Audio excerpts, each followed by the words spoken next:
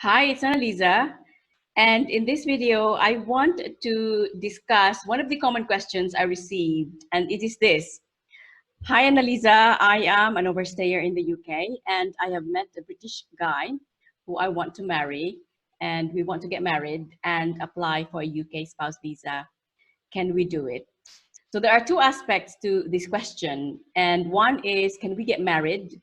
And second is, can we apply for UK spouse visa? Now, let's take the first question first. Can we get married? If this applies to you, yes, you can get married if you are an overstayer. And this is the procedure. The first one is you need to contact the local council and the local registrar, and you need to give notice to marry. So you and your partner will need to go and give notice to marry, and usually the local registrar would ask for ID.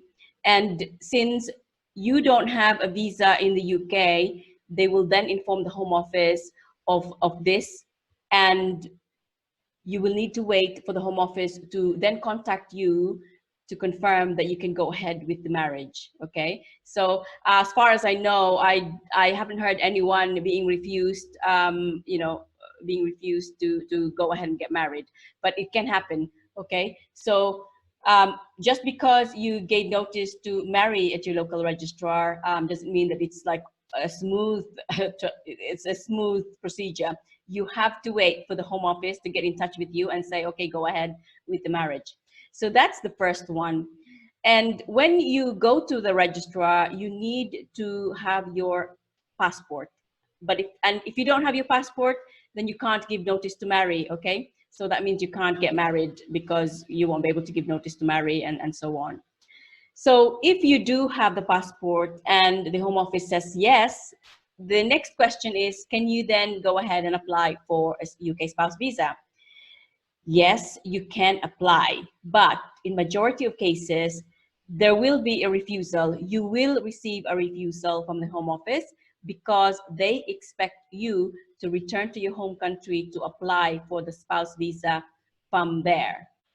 So if you get refused by the Home Office, then you will need to appeal. And just because you get refused doesn't mean that you are going to lose your appeal, okay? It really depends on your circumstances. I've had few cases where the overstayer got married in the UK and then proceeded to apply for a spouse visa, and the first application was refused. That is quite common. Okay, so you can't expect just because you got married in the UK and then applied for a spouse visa, that doesn't mean that you will automatically be granted a spouse visa first time. It's quite rare for the Home Office to grant first time application if you are an overstayer, and this is because they don't want to encourage overstayers, or they don't want to encourage people to overstay and then go through this route. They want you to do it properly, and this is why you always have a choice. And I always tell clients when they do this, when they want to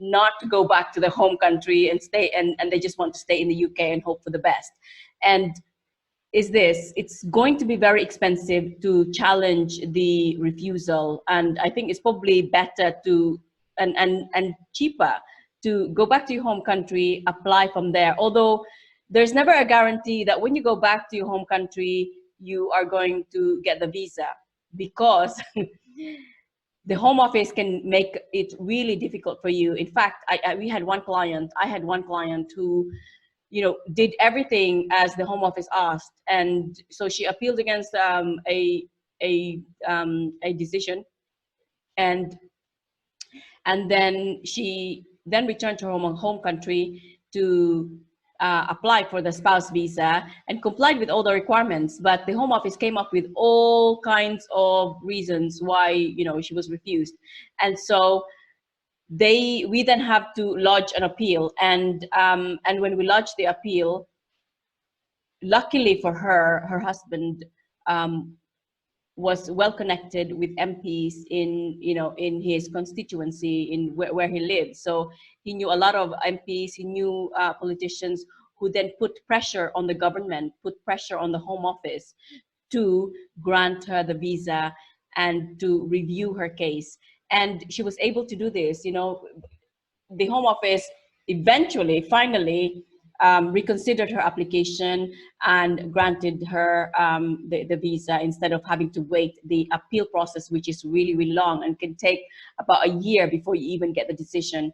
And in the meantime, you and your husband will be separated if you return. So I can understand the anxiety of taking the risk of going back, returning to your home country and apply from there, which is what the Home Office will expect you to do. In some of my clients, when they appealed, they win and they get their visas.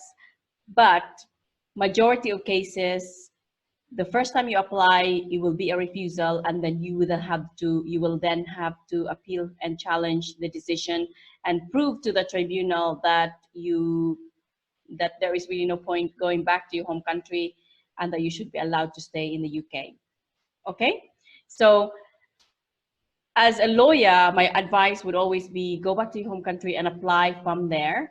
But just make sure that you comply with the financial requirement and the English requirement and all the other requirements in order for it to be a smooth process. Otherwise, you run also the risk of not being able to get back to the UK as quickly as you can, because it takes 3 months when you apply from your home country. It takes 3 months before they decide your application, and so there is a gap of a period of distance between you and your partner before you can be reunited again. So that's my advice. Okay, so two questions: can you get married in the UK, and can you apply for spouse visa in the UK? And this is really a decision that you need to make. It's not a lawyer's decision. A lawyer would advise you go back to your home country, and I think if you ask so many lawyers, they would say go back to your home country. But if you want to apply to remain in the UK, of course you can do that, but there will always be a refusal the first time. It's really rare that you will get it the first time that you apply. In fact, in my experience, I've only had one case where he was an overstayer, and we were able to. He was able to get the visa, the partner's visa, first time. Okay, so they granted it. So, but it doesn't. So that's what I'm saying. Even though you are an overstayer, it doesn't mean it's impossible. But it really depends on the circumstances. Okay, well, thanks for watching. And if you like this video, please like and subscribe our channel, Do It Yourself Immigration, for more videos like this. Thanks for watching. Bye.